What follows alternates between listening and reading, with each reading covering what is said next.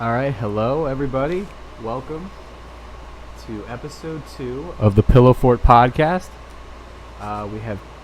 We're reading Hunter x Hunter, and we are going to do kind of like 2 arcs in one since they're both kind of like shorty boys. So if you want to keep up with us, we are reading up to chapter 64 and episode 37. Is it 37? Yeah, 37 for sure.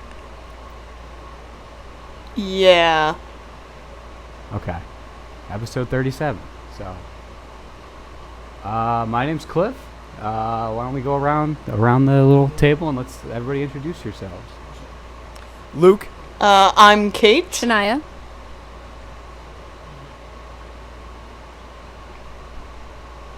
All right. And Luke and I have read Hunter x Hunter before. Kate and Shania have not. So that's what we're dealing with right now.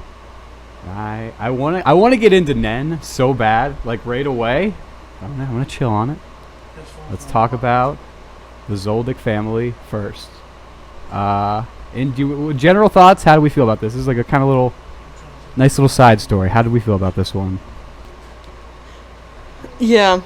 So the first time we were introduced to the Zoldyck family was through Killua, obviously, but I didn't realize how many members of the family were like living in the house actually until the tour guide said that there were 10 members, I think.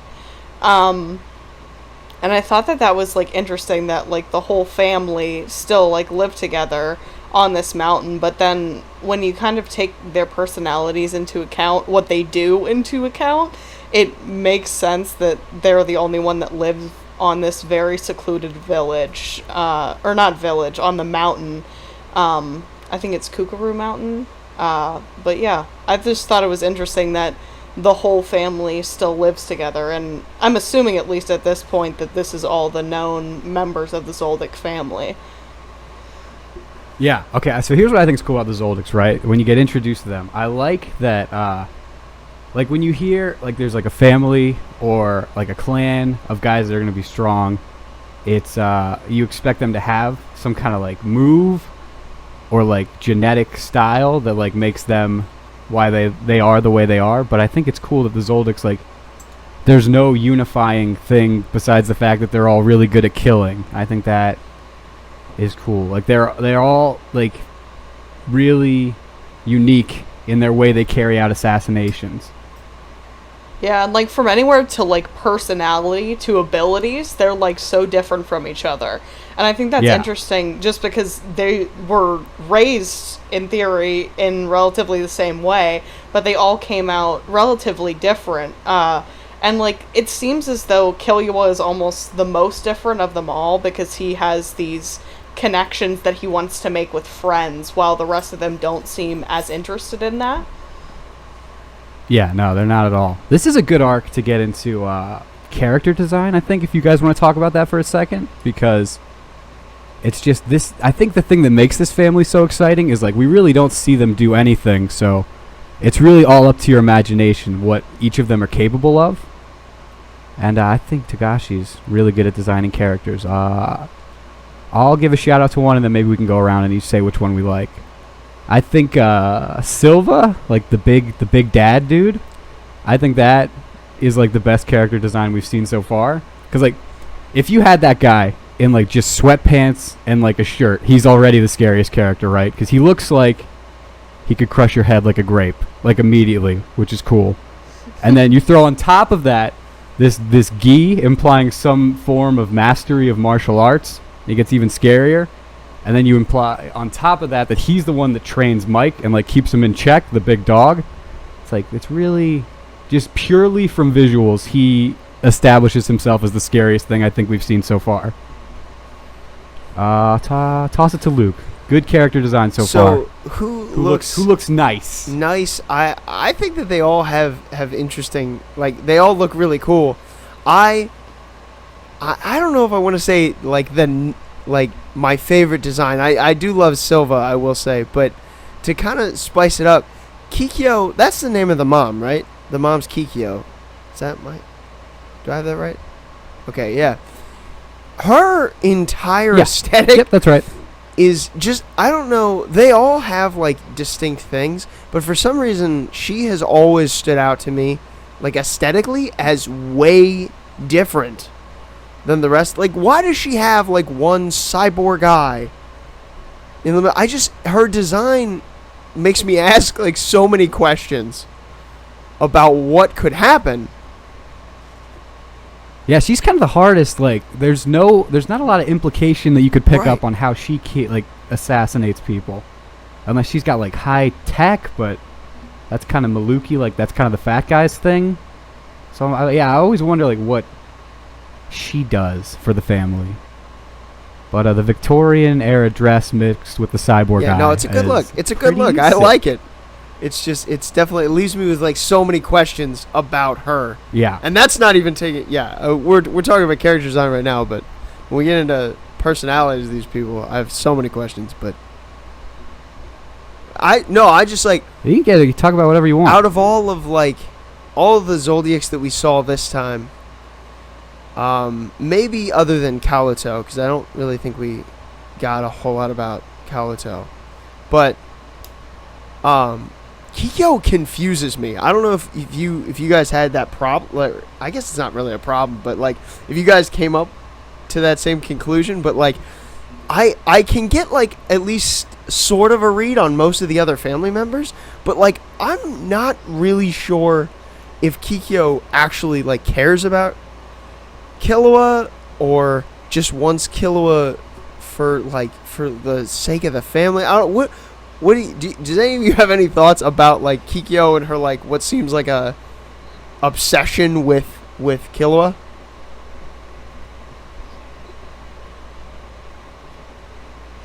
Yeah, like, I don't know. It seems like she's more obsessed with his potential than anything else. Like, it almost seems as though she's not as interested as being the role of a mother, but she's interested in seeing what he will become with this amazing power that he has already at the age of 12.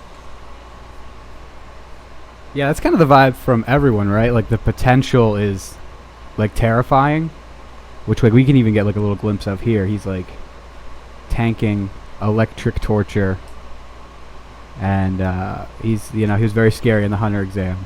Yeah, I think that's kind of how I felt about everyone though, right? Except Maluki, who really just he's got like jealous older brother vibes. What the grandfather says, because Maluki's like, I made these There's mosquito bombs and they're pretty cool, but like I can't get them to like go to the right target. And his grandfather's just like, you know, just because you're smart doesn't mean you can't be an idiot.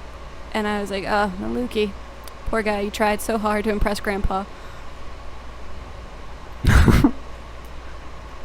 Yeah, it's kind of funny that he's like the screw up of the family, like because he's the most educated. Like he's the only smart guy here. It seems like everybody else is just really good at killing, and that's why he's the screw up, is because he educated himself. It's like it seems like they don't respect his form of killing, which it is definitely the least cool sounding based on like the clues we're given in this arc. Yeah, and I think that's like kind of evident in that the Zoldyck family seems to just focus a lot on brute strength and like using that strength to take out enemies. So somebody like Maluki just seems almost maybe an embarrassment to some of the rest of them. I'm not sure if that's exactly how they look at him as, but in like terms of just pure strength, he's not as strong as the rest of them, it seems like. But he uses like logic to figure out ways to kill people. That's what made like the exchange between Killua and his dad so weird to me, because like you said, they're also like strong and tough, and then like when Killua like sits down with his dad and they're like actually having a moment, and I was like, I kept waiting for a shoe to drop where like it suddenly got like aggressive or violent, but it just stayed like this nice father-son moment, and I was like, is this how this is gonna play out? Like, are we really have a good family relationship here? Because everyone kind of felt like Illumi, where they just hate Killua because he's different, but his dad seemed to respect him, which I thought was cool. Yeah, that was a nice little bro moment they had, and the little blood oath was like very cool.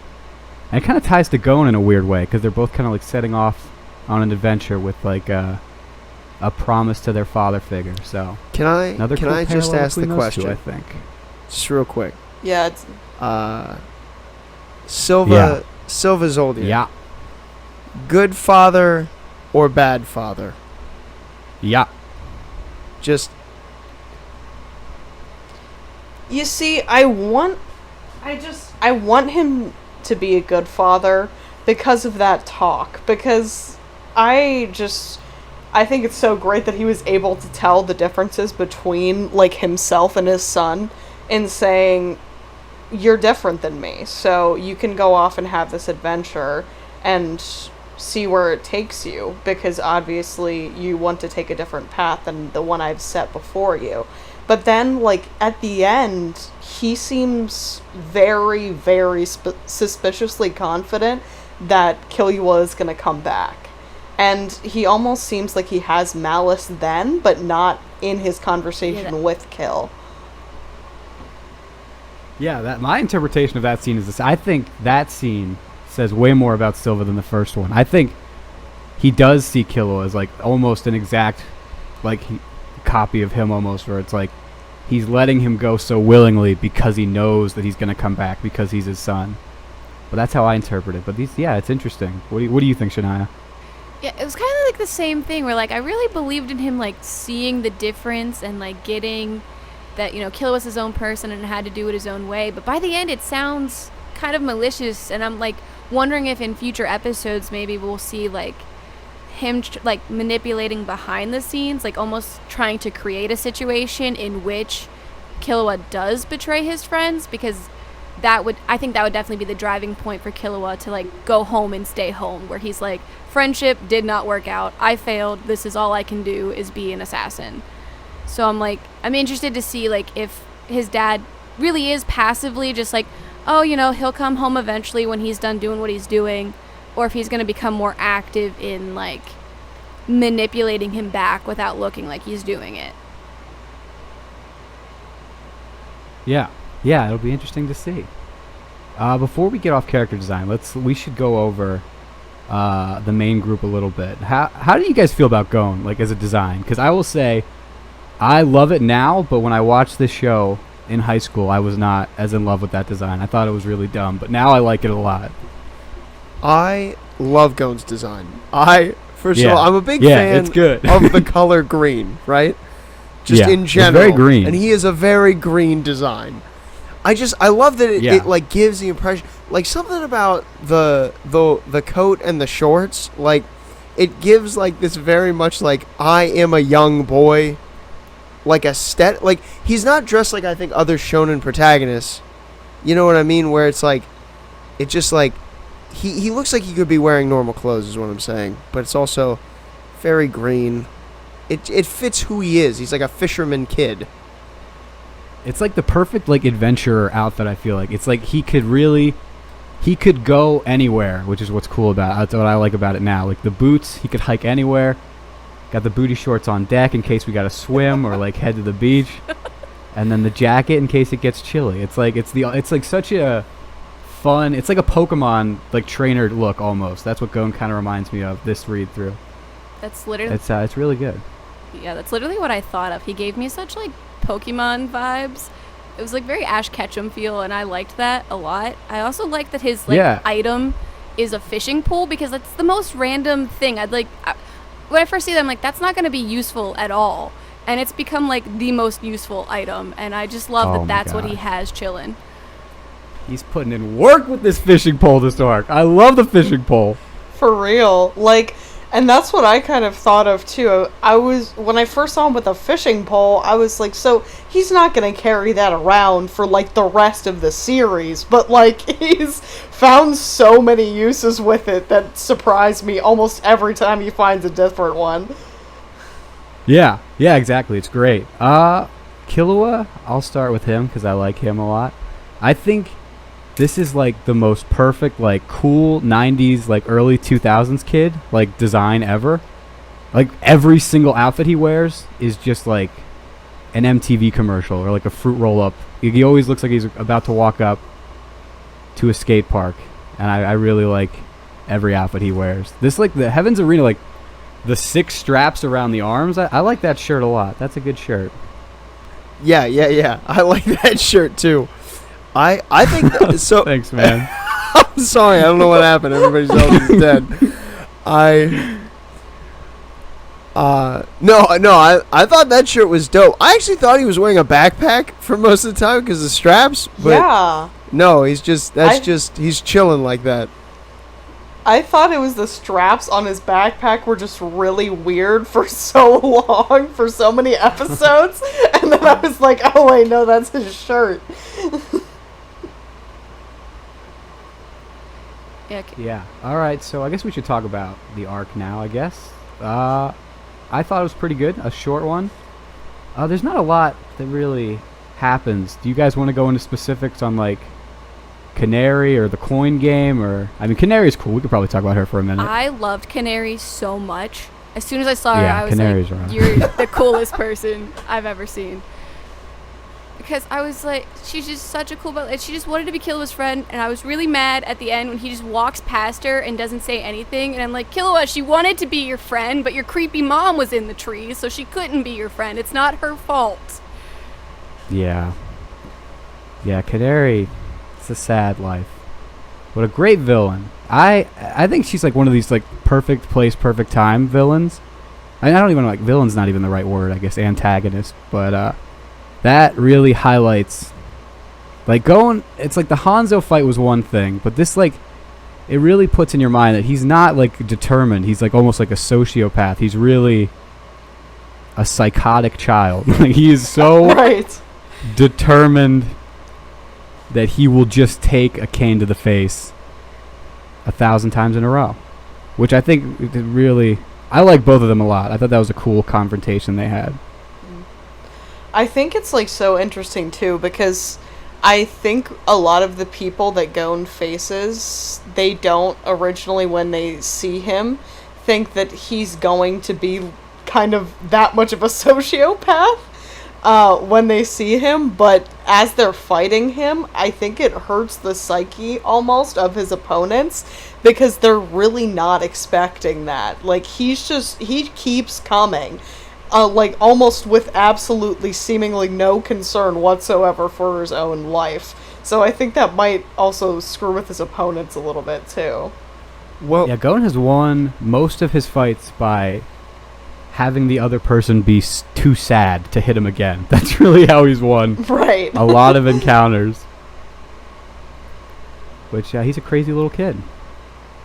I feel like Gon's Yeah, that's really it. lucking out though with like the people he's fighting. Like the only reason like Hanzo and Canary have gone so well is because he's managed to pull at their heartstrings. But like if he encounters like a ruthless person who's infinitely stronger than him, like there's really no reason that they could not just decimate him. They're like, oh, you want to keep trying this? I will literally kill you right here. He somehow keeps like finding the heartstrings of these people to get them to be like, ah, dang it, I can't kill this kid, can I? He's too dang determined. I can't damper that spirit. Yeah, you're right. You're setting up a very scary future for Gon in your head, though. Look, We'll see how that plays out. But I also worry because it's like he's a cool main character, but it's like Togashi's really good at writing them as realistic kids. Like a 12-year-old would definitely do something stupid like that. I could see that. oh yeah. It's like they carry all the badassness of like a regular shonen main character, but they also get like the sympathy and worry that comes with just being a 12-year-old child. Like you get really worried for him a lot. Yeah, exactly. He's really playing with the I'm 12, take pity on me. I mean, he's not consciously doing that, as we saw with the Hanzo fight. He didn't want pity, but he's definitely rolling them dice. Yeah. Any more, Luke? You got any Canary thoughts you wanna throw out here? I wouldn't say I have any like real specific Canary thoughts. I did think Canary was a much cooler character than I originally thought. To be honest, like when I read it before and watched it before, I like didn't remember Canary all that much at all. But she was really cool. I liked her. Yeah, that's all I got on Canary. All right, we doing the coin game? Coin game time? Oh, absolutely, we're doing the coin game. Yes, You want to start off? You want to take this? You want to roll with this coin game? Get us started. First of all, I am a big Glasses Guy fan, and so Godo, right? That's his name. Yeah, big fan. Yep. Big fan over here. Liked him a lot. Okay. Why don't you? Well, go into that. I thought it was so. I thought that the coin game was interesting in itself. I thought it kind of, it gave Gon like this cool moment with the bloodletting, on his bruised eye. He's a monster. He's a demon. It was really cool. It gave him that cool moment. But I love, and I might be jumping the gun, but the end. No, go ahead. Talk about whatever you want. Don't ever worry about jumping or falling behind. So where Godo, like this whole time, Godo's doing these crazy movements, and even the last one with, the other butlers, right? He's like the other butlers are involved in like these crazy movements, and Gon's able to pick it out because because they're actually playing the game. But when Godo at the end just does a very simple sleight of hand trick that like humans can do. Like I could do that thing that Godo did. You know what I mean? Right. Like Gon can't handle it. Gon doesn't know. He picks the wrong hand. And Godo it seems to me as it gave him the advice of like, it's not, people aren't always going to be straight up with you. So you've got to watch out for that. I didn't realize how ominous the Zoldyck family arc is until you guys started pointing a lot of spooky stuff to be looking out for. It's just that like the fact that Gon has such like heightened physical abilities to be able to see that and to be able to actually guess right, that such a simple trick that Kurapika then later just shows him. He's like, yeah, this has got to be what he did. Like, just that simple deception was like too much for Gon to like, he couldn't do it. And then even when Kurapika shows him, he gets like mad. He gets mad at Kurapika for being like, for showing him the trick. Yeah. It's just, he doesn't I think that's like a testament to him still being innocent in a way, and thinking that, oh, like they could trick me, but they probably won't trick me. They won't do that. And I think it's a part of Gon just seeing things as they are, just seeing what he can see in front of him and not really knowing if those people are being like honest with him or not. Yeah, it's a lot to look out for here. Do we want to talk about the doors, or it's just just kind of like a little training arc? It was cool that it happened. Any door thoughts? I think any Kookaroo Mansion, just in general. Do we have any it's a really cool set piece. I like that location a lot.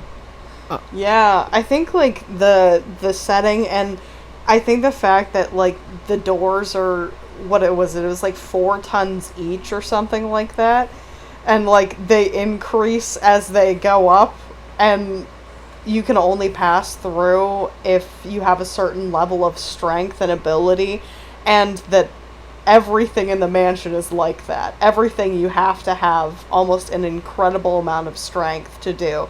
And I love that only people that can enter through the training gate are the people that Mike doesn't attack. That they seem as though they're worthy then. Oh, go ahead. Yeah, I want to talk about Mike. Okay. Is his name Mike? I haven't watched the anime in a while. I've been saying Mike. That's how okay, it's Mike, spelled are in we the saying manga. Mike? That's how it's spelled, but they say pronounce Mike? it Mike. Yeah, okay. Yeah. I didn't know that. I haven't seen it in a while. Yeah. But so what are we going with? Let's be clear. Go Mike. If that's his name, go Mike. Okay, but okay. I thought his name was Mike. That's what I read. It was really alarming because I'm watching the subbed, and I read Mike, but like clearly heard them say Mike. Yeah. But anyway, that was terrifying to me. I didn't remember him at all when I read. Like I don't know if it just didn't cross my mind, but like that moment where like the gatekeeper. I forget his name, but Zebro. He where he's like look into his eyes and like Gon starts to freak out.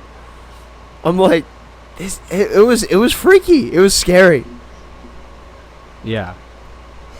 It's like the most intense watchdog you could ever have. Like,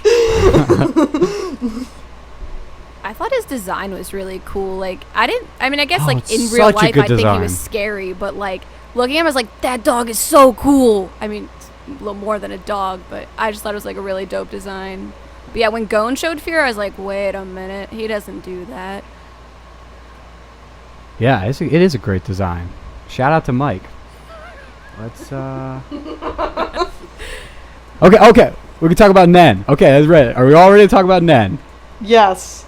I think this is one of the Yepperdy coolest shonen power systems ever. Well, Shania, you start. What do you think of Nen, just in general? We'll get real general, and then we'll like break it down. Yeah, I feel like General's like even best for me because I think it's super cool, like this idea and how we like learned about it too. I really liked the delivery there where I was like, oh, that makes sense. And then, they leave the master and his students like, why did you lie to them? And then figuring out like what it is and what all you can do with it. Like, I'm still not sure I totally understand all the parts of it, but I'm like, this is such a cool power system and idea and like how it's mental but not mental. And yeah, so I thought it was pretty cool. All right, yeah. Kate, Nen, general thoughts? Yeah, I thought it was awesome that, I think Wing said that everybody has this aura, this energy inside of them, and has the ability to use Nen. It's just a matter of training it.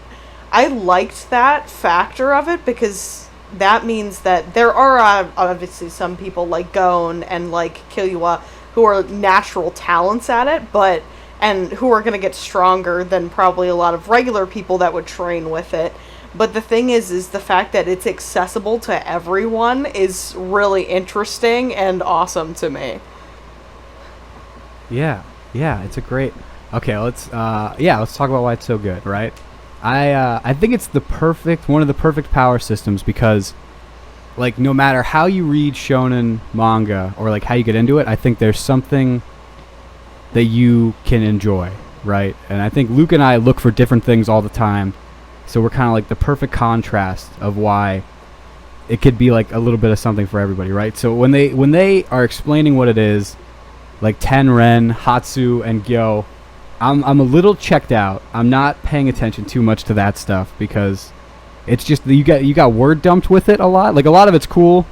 I like the stealth one, Zetsu, and like kind of the combat situations that sets you up for. But like that's the stuff that Luke will go crazy for. I'm sure he'll get into it, right? But the stuff I like is the personality stuff that I think is really interesting. Like that it's just fun to picture like where you would fit into the system, where like it can expand outward to like any media you like. Like you could think any show as like, oh, this guy would be an enhancer or manipulator because of like the personality and it's how like your powers are a manifestation of who you are as a character. I think that's really cool. And then I think the hexagon setup where you could do anything you want, but there's optimal strategies based on where you lie on the hexagon. I think that's like the coolest thing that Nen does. Do you wanna go into why you like it, Luke? Yeah. You are. Or don't like it. I don't wanna assume anything. No, you go right ahead and assume because I do love it. Yeah. Yeah, you don't. You're absolutely correct on what I go crazy for, which is the thing that you said you weren't kind of as into.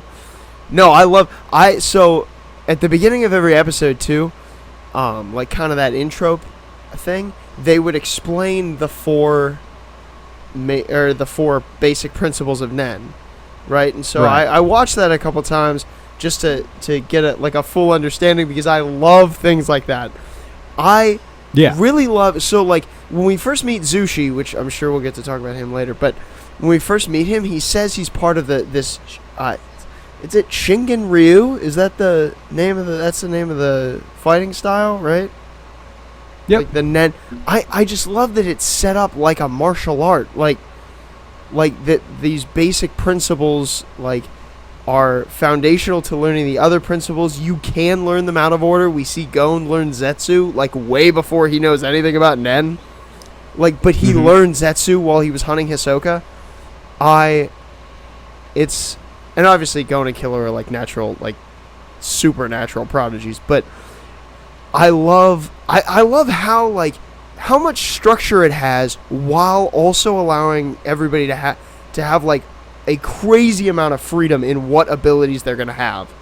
Like you could have almost anything across the board, but it does fall within this set structure. I think that's really hard to do when making a power system, and so I really like when I see it. Yeah, it's not even almost anything, like literally anything, because he gave himself kind of a save with the specialist category. It's like literally anything could fit in. Right. Which is cool. I like it a lot. What do you guys think? Just, you haven't seen a ton of Nen, but like what were some of your favorite like little sneak peeks of like applications of Nen? Like I really liked the pink-haired girl, Menchi. Her like little thing with Hisoka where she like perfectly reattached a limb. I think that was my personal favorite like little peek at Nen that we got in this section.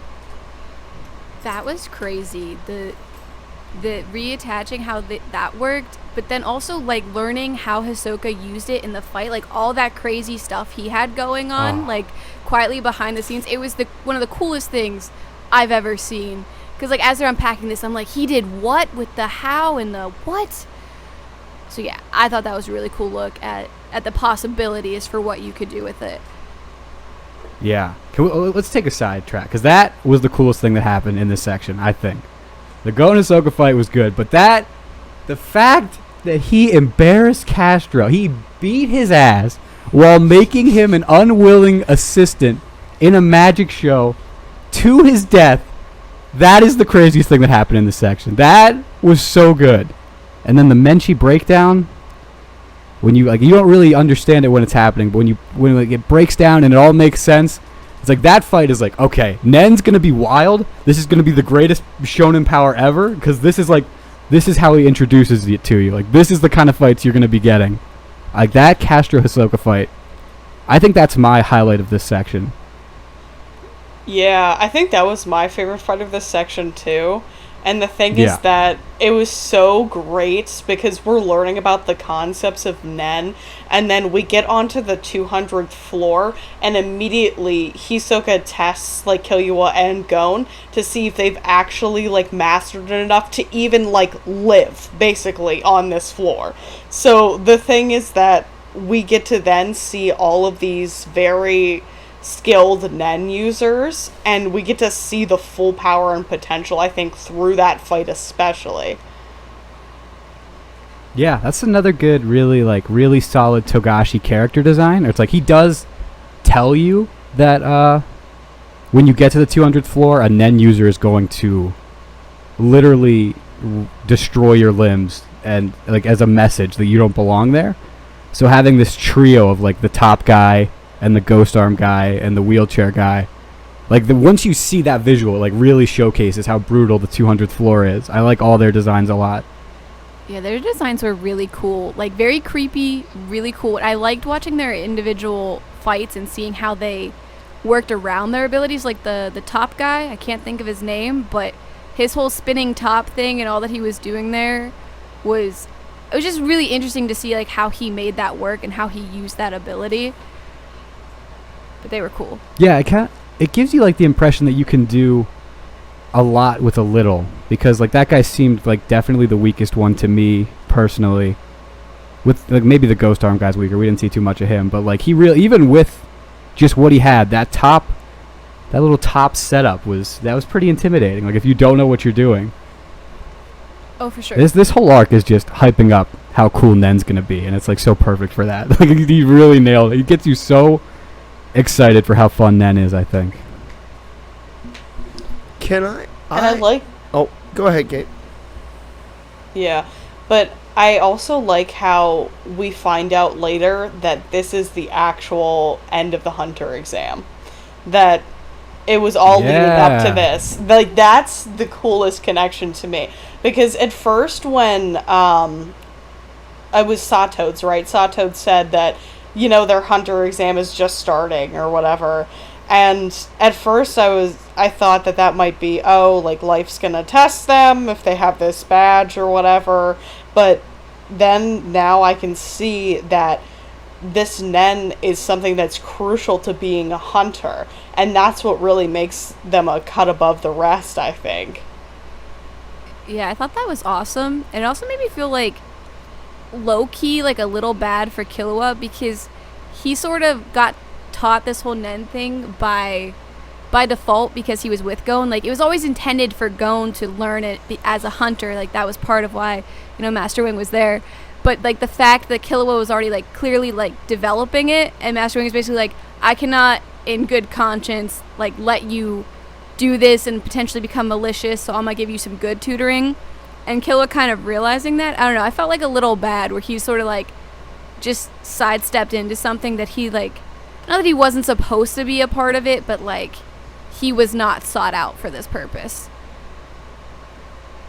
Yeah, it's interesting. I kind of like Wing's perspective, where, like, he goes back and forth on, like, this was a good call, and then, like, having, like, depressive episodes of, like, I've created 2 demons that will ruin the world. Just kind of, that back and forth was really fun to see for Wing. Just, like, the more they get, the scarier they become, and he has to, like, live with the reality that he's unleashed them into the world. Oh yeah, because they're like literal prodigies at like this unprecedented level that he has no idea about. What I did appreciate though is they didn't totally like pay Zushi dust. Like, they were still showing like, yeah, Killua and Gon are just exceptional monsters, but like Zushi's hard work is still paying off. Like, he is still killing the game too, just at his own pace. His whatever his master said. Like, he's 1 in a million, but they're like 1 in a trillion. Yeah. I thought that was so funny when that, like, first of all, I feel so bad for Zushi just because he keeps beating himself up through this time and thinking that he's not as good as them. Because, I mean, he's just at a different raw power level and he wants to get up, but I like that he's determined now to learn more about Nen and to, like, reach their level. And even when they leave, he says that he wants to surpass them one day. And I like that gives him something to strive for. Yeah, Zushi's a beast. He is, like, it's just wrong place, wrong time. Because those... Right. He ran into the wrong 2. But he's a monster. Let me do a quick yes or no. Are we ever going to see Zushi again? Yes or no, Kate Shania? Or do you want to see more Zushi? We'll do both of those. I want to see more of Zushi, personally, because I want to see where he goes after this. I want to see how his strength and his use of Nen improves over time. Yeah, the same thing for me. Like, I feel like we will see him again, especially because I don't know if this necessarily falls into, like, shonen tropes or anything like that, but, like, he's just stated his will to surpass them, and so I feel like we have to see them again at least once to, like, see how they compare side by side. I mean, maybe I'm reading that wrong, but, like, I'm really hoping for more Zushi. No, yeah, you're definitely reading that trope right. Well, yeah, for sure. Let's move on. Oh, you know what? Here's a good one. I have Hisoka's personality analysis here, and because really that's all we have to go by. I just want to know where you guys put yourself on the Nen scale based only on Hisoka's arbitrary, almost meaningless analysis of personality types in each Nen category. Okay, so I'll read them off, and then we'll go around and we'll see. Enhancers are simple and determined. Manipulators are logical, doing things at their own pace. Transmuters are whimsical and liars. Emitters are impatient and not detail-oriented. Specialists are independent and charismatic. And conjurers are high-strung. Start with Luke. You haven't talked in a while. Do you see yourself in one of those? Yeah, so, like, as you were saying it, I started I tried to jot down the ones that I thought I fit in. Can you, if I asked you to reread a couple, Yeah, would I'll that be reread any of them. annoying? Okay. No. Can you do enhancer, emitter, and conjurer? Yeah. Enhancers are simple and determined. Emitters are impatient and not detail oriented. Conjurers are high strung. Kate, we'll go to you. While Luke's thinking. Yeah. Let me think. Yeah, well, Not an enhancer over there. no. Yeah, probably, what was the description you gave for specialist again? Independent and charismatic.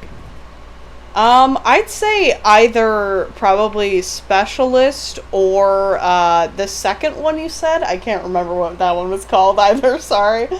No worries. Manipulator, logical, does things at their own pace.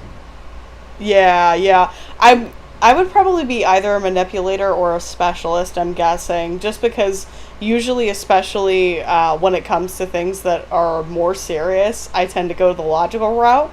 And also, I'm very independent, I would say, Yeah. And they're right next to each other. So look at how good Togashi is. They're right next to each other on the hexagon. What a so genius. Perfect. Yes. Yes. Shania, Such are any of good those point. jumping out at you?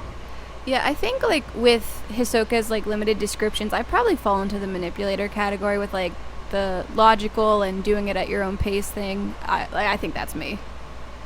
Gotcha. Luke, have we come to a conclusion over there with got your notes down? Yeah. I got my notes down. I'm still. So I think I would make the definitive decision to say conjurer, which is the high strung one, right? Yeah. Yeah. No, I feel that on several levels. But emitter, Okay. I still feel emitter, which was one more time with that. Impatient and not detail oriented. I don't know. I'm sticking with conjurer. Okay. I'm going to go with enhancer because they're all the dumb, nice ones. And that's what I'm all about. Wow. And going forward, I have a lot of love for enhancers. You will see that a lot going forward. Can we? Okay, we got everybody down. Can Go we ahead, just? yeah. I'm What sorry. I know we passed this up a while ago, but I want to go back because I don't want to forget to say Yeah, it. go back to whatever you want. One of the things that I think is like from a meta writing perspective that I thought was really cool that Togashi did this arc is that conversation with Machi and Hisoka. I feel like a lot of times when I see that kind of conversation, the villains talking about why they did a thing, I feel like most of the time I feel like I'm like, why they wouldn't have this conversation, but the way that the conversation was had between Machi and Hisoka, I was like, this would totally happen. I believe that this was a conversation that they would have unprompted of anything, and that's so cool that Togashi would work it in like that. And then he even explains it further because he's part of the Nen training of Gon and Killua is to watch this match and even dissect it even further. And it's a way for Togashi to show you all the cool things he did in that match without just straight up exposition dumping in a way that felt unnatural. He did it in this the world is unfolding way, which I thought was really cool. Yeah. Yeah, in this section, I think Machi, and I said Menchi earlier, so I want to apologize to the fans. What a brutal mistake that was. I was trying Machi not to say anything. Was, I think, the most exciting character in the set. She's got very cool energy to her, and those powers are so useful. Limbs can just be reattached and fine with a little line. And that was great. Hisoka has cool Nen. We could talk about his for a second because gotta talk about Bungee Gum that has both the properties of rubber and gum, which is it's a one that doesn't sound amazing, but once it's another cool like little hint that like any Nen power, because it's such a personal like power system, if you put it in the hands of the right person and they understand what they're working with, they can become unstoppable. Yeah, Hisoka's becoming like this very fascinating character to me. Like before he was just kind of like, okay, like you seem kind of cool, but I'm not really sure. But he's so fascinating. Like I loved watching him fight with the guy who can make duplicates of himself. I'm blanking on his name right now, but like that fight was cool. But I loved his interaction with Gon and like him explaining the bungee, like even explaining his bungee gum thing to Gon and how it was working. And you know, did you catch the moment where I put it on you and the rock thing? It was like Hisoka is just so clever and cool, and I loved his fight with Gon. I mean, it was like a little cringy, but I loved it. Well, what was cringy about it, Janaya? Why don't you go into that? What made you cringe in this fight? You're just gonna go there. You're not gonna. Okay, all right. I feel like we need to go there. How can we possibly ignore that? What part was cringy? Oh, you know, the parts where he just seemed to be a little too into the fight than perhaps a grown man should be in a fight with a 12-year-old boy. It was just yeah. It was a little cringe. I don't know. Like the thing is I've like kind of contrary to that, I've been interested in Hisoka from the very beginning. I just think that like his character, his personality, and the way that he almost plays mental games with the people that he's fighting is so interesting. But like the thing is the man got turned on by making eye contact with Gon, and that's a lot for me because he's a 12-year-old boy, and like I really don't know how to respond to that. He just really likes fighting, guys. I don't know what you're talking about. He just he likes loves a good battle. Eyes.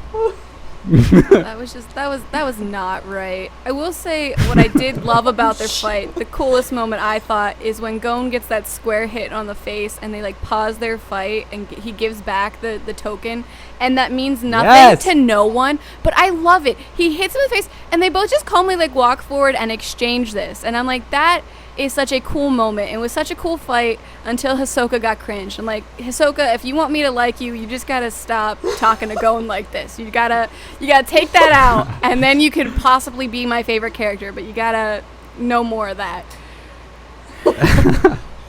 That moment was amazing. I remember getting up off the couch when I saw it for the first time and freaking out. That, you know, Gon has been carrying that in his pocket for months, just pissed off, waiting for the day to hand it back.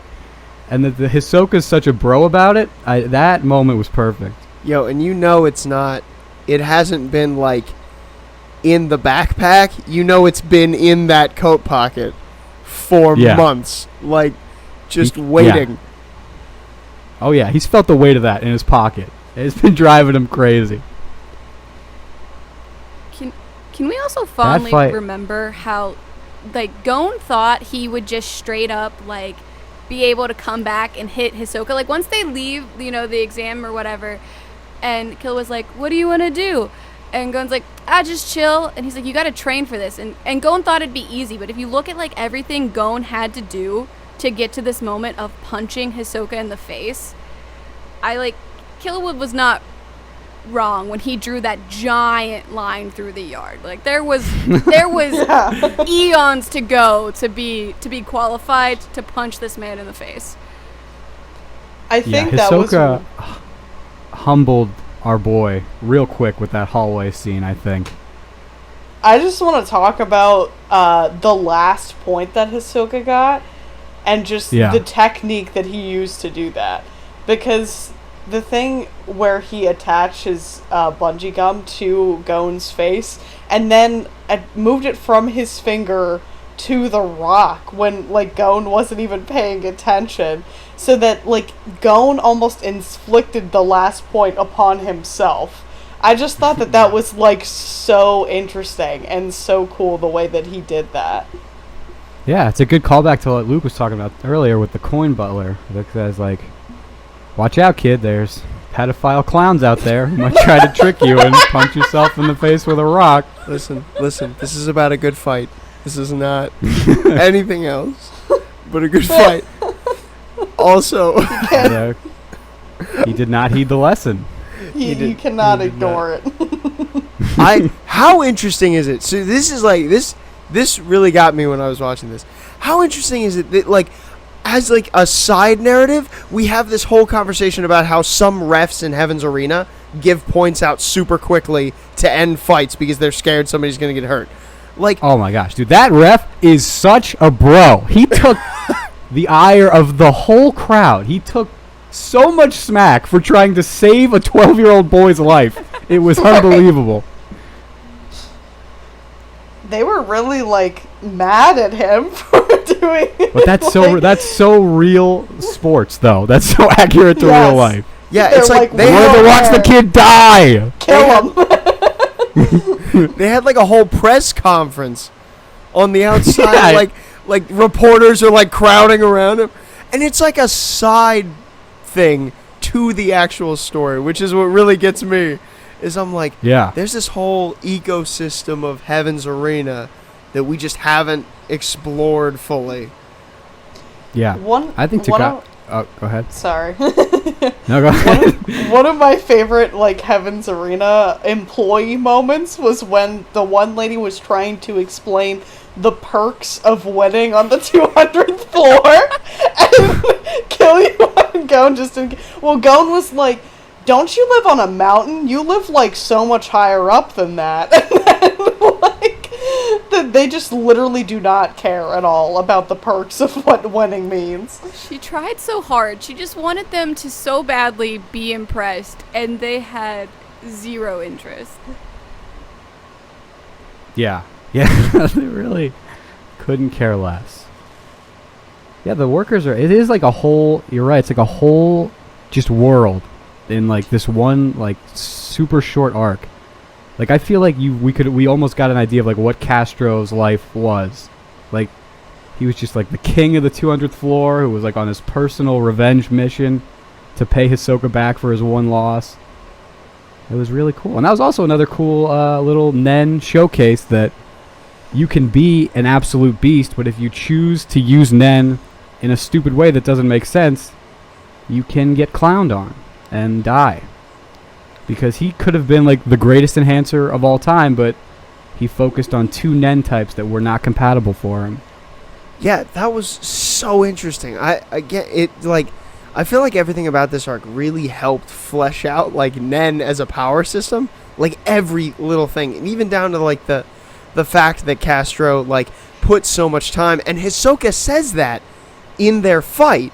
He says like, "Wow, it must be really hard to make a double.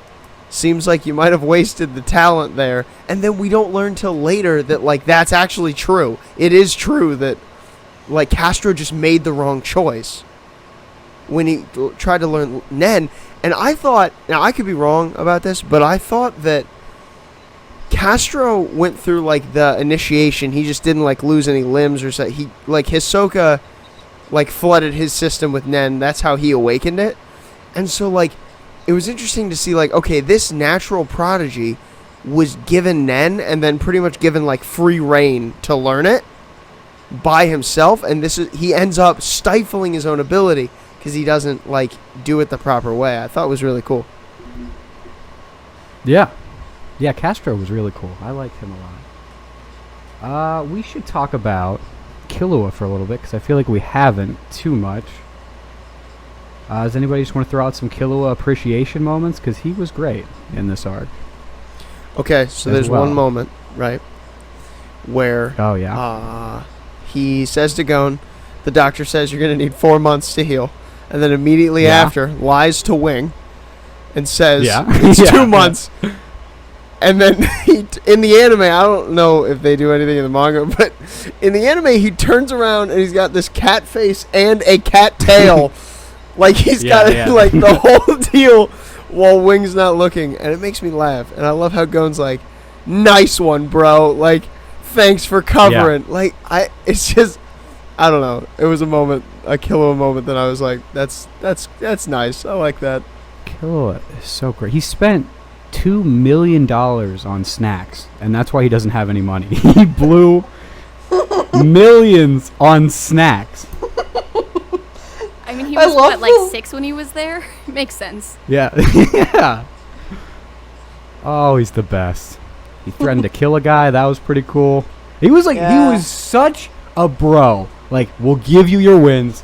Don't mess with my boy. And then he messed with the boy. He's like, well, time to threaten his life. And that shot of the mirror is so spooky. When he says, don't, like, look up at me, but through the mirror, that's chilling. That's really dark for a 12-year-old. I love that scene. Yeah. That was actually what I was going to say, like, for my moment that I, like, really appreciated Killua in this. Because, like, that's just so absolutely menacing. And, like, you can see the little notes of, like, his family in that action, I feel like. Yeah.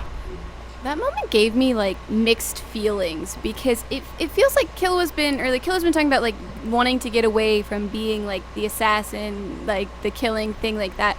And so when he's first talking to one of the trio, and he starts a threat, and he doesn't finish it, because, like, it seemed there like he was trying to resist, like, threatening to kill them. But then when he realizes, like, that they talked to Gon anyway, and that Gon had enlisted anyway, then he's like, all right, you messed with my friendship, we're back to being assassins now, and becomes the most menacing monster. And I'm like, Killua, you're trying so hard to be good. Please. You're super, like, cool and menacing when you do this, but, like, please keep fighting the good fight here, buddy. That's one of my favorite quotes is when I think he's carrying Zushi and he's, like, just, like, having a little moment to himself. He's like, it's hard to do things when you can't just kill people. It makes things way harder. The casual inner monologue of a 12-year-old. Yeah, just regular 12-year-old kid thoughts. He's trying, but it's in there. And the thing is that, like, he was raised in a way that the killing was the only way. So you can understand, even though he's a 12-year-old kid, like, he doesn't know any better, honestly. Yeah. Oh yeah, for sure. Yeah. Another thing, I think the Zushi fight was really good with Killua. It's like, that's such, like, we were talking about how they're, like, written like real kids. That's such, like, two brothers fighting where he's, like, pushing him over, like, it doesn't hurt, but then he does, like, the don't tell mom too hard hit where he, like, knocks Zushi across the room. That's literally what he does. He's like, oh wait, was that I loved that. I love that. That was exactly what that was. That was the don't tell mom. Oh shoot. Yeah. I hit him too hard. Please don't cry. Yeah. Stop crying. It's fine. You're fine. Yeah. Like, it was very interesting. I really liked Zushi in this. I like, even from the jump, I liked him this time. I was like, I love how you look. I love everything about you. That's a very you design, I feel like. That appeals Absolutely. to a lot of what you're about. Yeah. It checks a lot of my boxes. I'll tell you that for sure. Big eyebrows. That's a good time. Are we ready to do favorite characters and stuff? Like, compare? Wait. And do you want to... I'm telling the ending stuff, or do we have any more Heaven's Arena that we want to get into? Are we just going to gloss over Hisoka's back tattoo that's not a real tattoo? Or are we just going to ignore the spider? No, we're not. We're definitely not. Okay, because I have been waiting to say, what the heck was that? Because I saw it, and, like, they put me through so many emotions. I was like, oh no, Hisoka's part of the... like, I can never like him because he killed Kurapika's clan. And then he pulls it off, and I'm like, maybe I can like you. What are you doing with this? Like, I've got questions, and I need answers. Absolute madman. It was such a cool double moment where you're like, oh my gosh, he's a spider. And then he's not a spider. And you're like, what is wrong? This man throws himself into the middle of so many hurricanes just for fun. That is really cool. Kate, what's your take on this scene? What is Hisoka doing here? What is his problem? I don't know, because, like, I feel as though Hisoka has the kind of personality that really couldn't fit in with any, like, group or gang, even if they were like as kind of menacing as the Spider Gang is, I don't think he would. I think he may have maybe infiltrated them or something like that to just have fun and mess around, or just to see how strong they are. I think that it's definitely a possibility that maybe he just wanted to see how strong that they are, and if he could take them on. Yeah, we'll see. Won't say too much, but it'll be good. Okay, so are we good? Heaven's Arena? Any more closing thoughts? Yeah, real quick. Going over kind of like how they determined the Nen categories, right? Mm-hmm. I don't know if this was a surprise to anybody else, but as I was trying to like place them before they took the test, right? I was really surprised by Zushi being a manipulator. I don't know if that caught anybody else off guard. I probably was just paying more attention to Zushi than maybe necessary or wanted, but I really was like, it caught me off guard that he was a manipulator. But also, kind of thinking about that, right? With the other two characters that we haven't seen yet, Kurapika and Leorio, we haven't seen them interact with Nen yet, right? But yeah, I want to know, Kate and Shania, obviously, because you and I, Cliff, have, we know things. But Kate and Shania, what if you had to place, based on Hisoka's thing that we did earlier, if you had to place Kurapika and Leorio right now, where would you place them? And Cliff, you might want to get that list ready again. Okay. Yeah. Kate, we'll start with you. I feel like Kurapika might be a manipulator too, just because of like the logical thinking that he usually goes through. Yeah, I don't know. I think he could be something else, maybe like a specialist or something, but I think that he's probably a manipulator. Yeah, I would say the same for Kurapika being a manipulator, and then for Leorio, if he were to get it or to develop it, what's the one with like being impatient? Because I feel like that one is him. He strikes me as a very impatient personality. Emitter. So yeah, so I think I would put him in that category. Okay. Yeah, good guesses. Or bad, I guess. I don't want to give you any implication either way. Terrible guesses, maybe. We'll see. Yeah. I want to talk about Zushi, though, for a second, because I feel like manipulator, if we're only going on Hisoka's test, I think that's like the perfect thing. Logical and does things at their own pace. Like, his whole arc was really being frustrated that he, had to take things at his own pace, but ultimately he knew that was the only way that he could ever get it. And he seemed very logical. Like, are you thinking enhancer, and that's why? Yeah. Like, what are you thinking? Like, what would not surprise you for Zushi? I think it's just like, the word manipulator comes with like connotations in my head that like I wouldn't attribute to like a person like Zushi. And I think that's probably just a misunderstanding of like these Nen types are just like what affinity do you have? Yeah, not it's like he's manipulating objects. He's not like a manipulative person. Right. And so I think I was getting a little confused in my mind there. But when you read Hisoka's personality thing is Zushi to a T.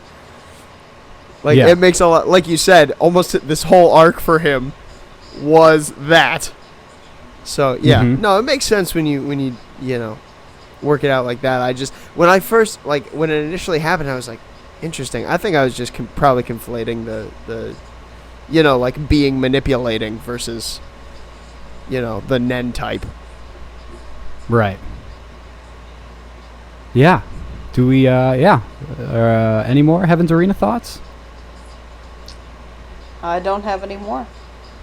All right, let's do characters. Any updates? Luke, Kate, and Shania, favorite character?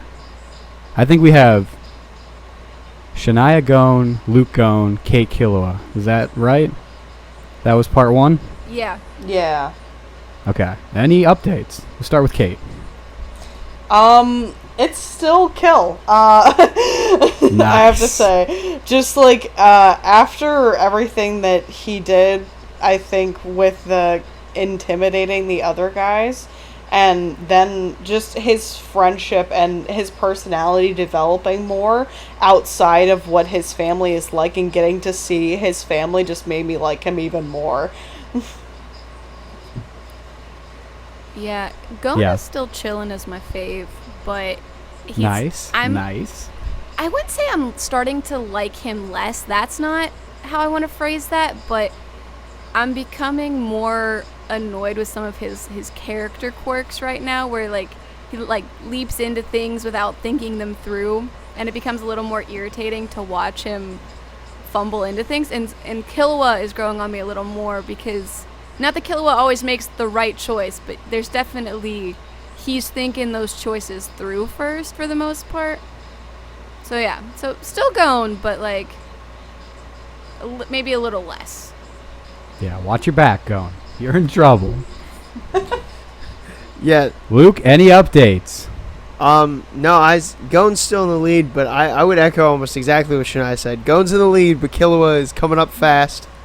We are evening out that race pretty quick, but I'd still put Gon ahead this arc. Okay. Yeah, and I'm still Killua as well, because he's the best character. So that's all there is. Let's talk about arc. What do you think would be better, to rank the arcs, or just to kind of be like, this is the vibe on this arc compared to the Hunter exam? Let's just do the vibe, right? Okay. I feel like that's good. Yeah, how did these arcs compare to the first bit? Are you liking where the story's going? Oh, I'm loving where the story's going. I like how the world's getting bigger, and we're introducing all these cool power systems, because I thought it would just be like physical fight ability, but now we're getting into this whole, I don't want to call it magic, but whatever you do want to call it, that power system, like all this Nen stuff, is just broadening the world in a way that I didn't expect it to, and then interconnecting the characters more with, Hisoka's involvement with the troop shows that like he's going to be appearing again at some point, because Kurapika and everything, and just I didn't expect the world to expand the way that it is, and I'm really enjoying how they're expanding it. All right. Kate?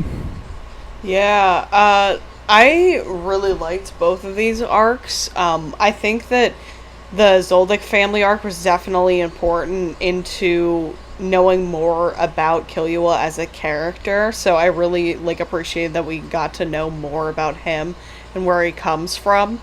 And then just the Heaven's Arena is just a great interjection, I think, with Wing, I think, teaching these three boys to the abilities of Nen, and to this whole world that we haven't even touched the tip of the iceberg yet. I think that it is a great introduction to that, almost like the Hunter exam was a great introduction to the series and the characters.